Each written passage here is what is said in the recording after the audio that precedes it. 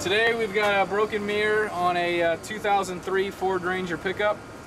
This particular mirror is a manual mirror, and as you can see, it's missing. So we're going to go ahead and replace this and show you how easy these are to replace.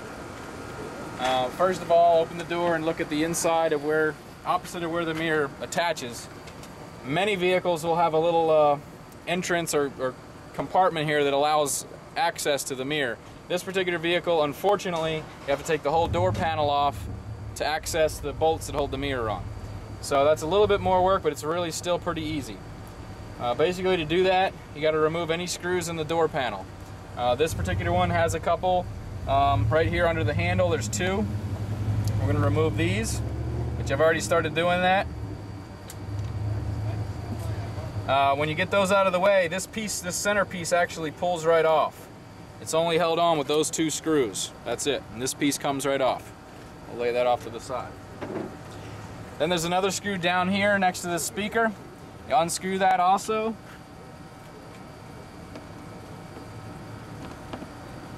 We've already started removing all this for speed. And then there's another hidden one behind the window crank here. Now this one is just a little trim piece. You actually just lift up on the plastic and move it out of the way to access the bolt.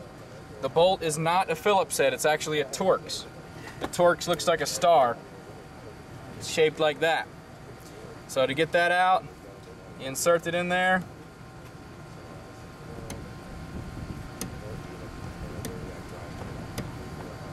Unscrew that. There's the Torx head bolt. And then this just pops right off. And there's a little gasket there. Lay that off to the side. The door panel, there's nothing actually holding the door panel on anymore. Most door panels, you pull it out and lift it up and it'll slide right out. This particular one should slide right out once it's popped loose. Lift it right up and it slides right out. As you can see, all that attaches it is these little L's that slide into the door. And you can put the door panel to the side. And then you can get to the attaching bolts for the mirror. There's one right here, and there is a little cover here, but if you put your finger there, you can see there's two holes. So you just peel that up. There's an access hole to go through the door for the one. Pull this one up. There's an access hole to get to the other side. These are usually 10 millimeters. These might be a little bigger. Let's see. One thing that's important, you want to make sure you don't drop the nuts down in the door. If you do that, it's a little more work because you can't really get access inside the door. You're going to need a magnet and a mirror and look down in there and find them. And you want to hopefully trap the nut in the socket. So you be real careful at this point.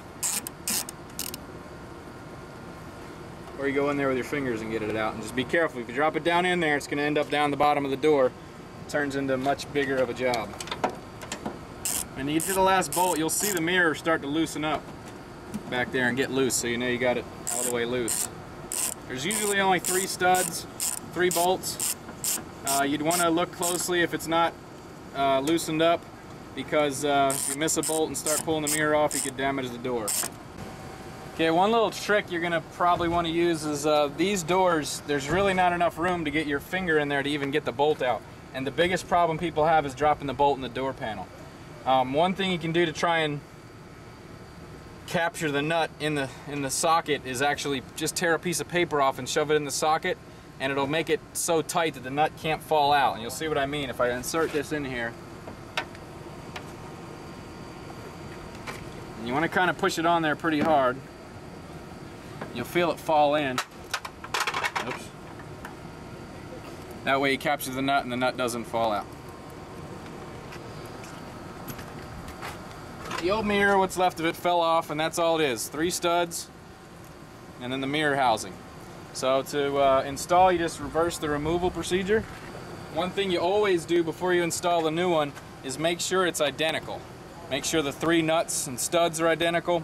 The foam may be different. In this case, it's a slightly different foam, but as long as the shape and size is the same, unfortunately there's no mirror left to compare to, so we compared it to the other side just to make sure, and it is.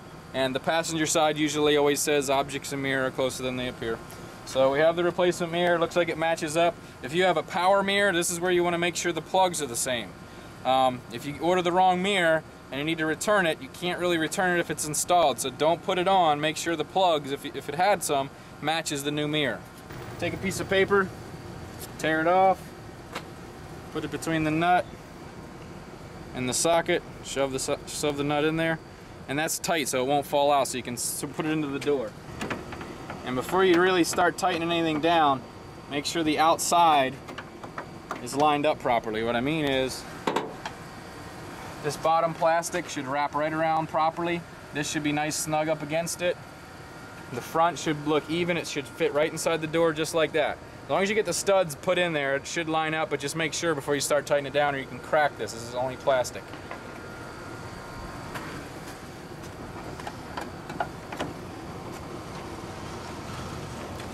We also snug all 3 nuts first.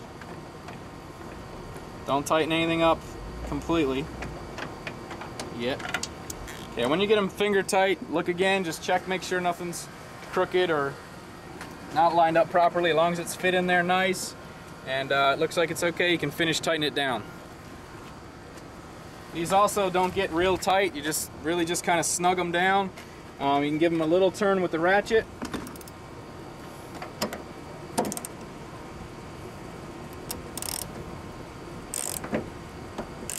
But not much more than that. Should be nice and snug. They certainly don't have to be super tight.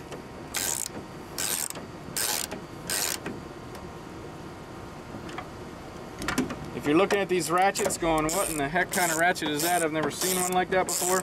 These are Gear Wrench's new style ratchet. These are awesome. I'll show you how they work.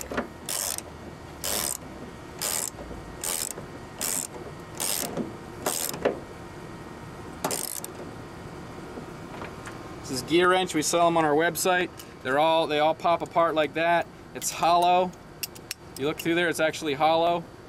If you have a long stud, you can stick it all the way down the stud and tighten it up. These are awesome new ratchets. They're reversible. They're awesome. Basically, the mirror's installed. If yours was power, right now will be the time to make sure the power works. And you go to your switch, put the key on, turn the mirror, up, down, side to side, make sure it's working properly before you put everything else back on. This is a manual mirror, real simple. We don't have to really do much. Put this little cover back on, and then you assemble the door panel back on and put it back together. And this is a little tricky, but it basically is the same thing. Same thing, you got to put each one of these tabs in their allotted hole and then slide the door down, all while watching the lock for the door lock. And it's a little bit tricky and you'll fumble around with it a little bit, but that's how they are.